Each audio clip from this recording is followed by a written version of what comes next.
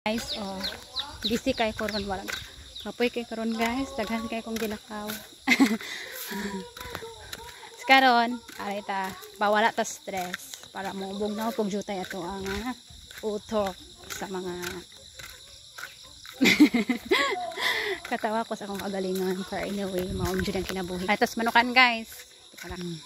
Dirita para mawala ang atong stress. Ano siya? Kanagan yung mga nagkaedad na ta inana dali na kakay mas stress gamay butang kinahanglan jud mga tarig pailob sige parmi stress na ang mga person.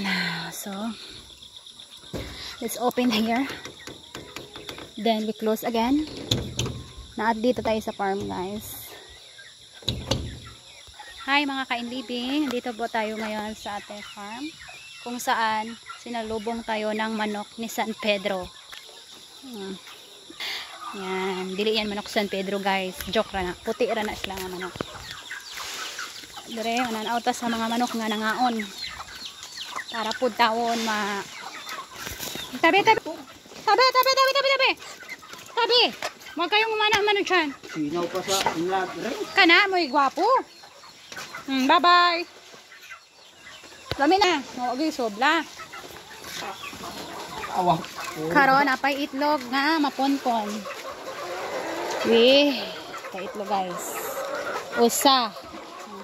Karong orasa guys, may oras sa pagkaon nila. So makikita nyo nga sila tanan nangaon.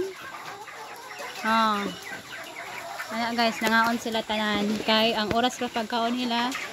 So ining oras na ara Japon tay maponkon na mga itlog. Kapag wala nang itlog kanina, na sila itlog ron. So, so dalawa na. Dalawa na ka itlog guys.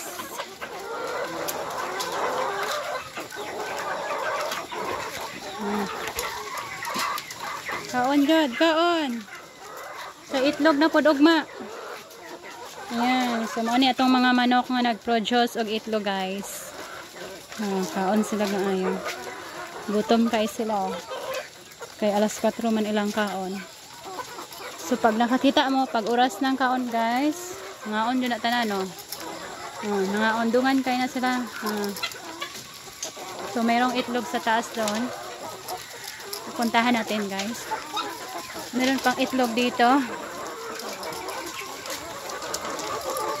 Dalawa.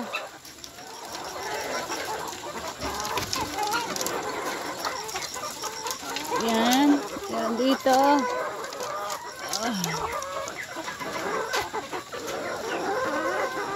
Itlog. 4. Kaon sila tanan guys.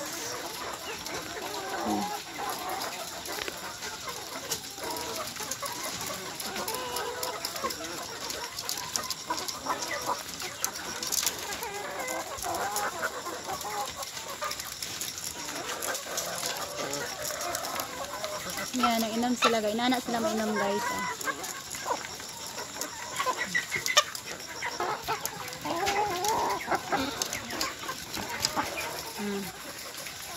Ngaon sila. Pag oras ng kananan, langas kayo kay mga unang mga manok. Ganyan yan sila. Tuwing alas 4, mag-alas 5. Alas 5 ng hapon, alas 4, 4:30 ng hapon o sa umaga, ganun din sa umaga guys.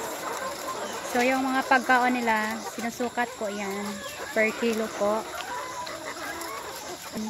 Ang bawat manok natin merong makonsume na pagkain na yung ano talaga niya. Ayan guys, makikita niya. So tinitingnan natin na yung mga manok natin kung okay lang ba sila, meron bang need i-rescue kasi minsan guys merong manok na kakaiba, merong problema sa ato sila, gina-rescue sila, hiwalay po natin sila para gumaling. Hindi pa Japon okay siya kuya? Ito usa? Sakit taguro yung bao, lagay na sa?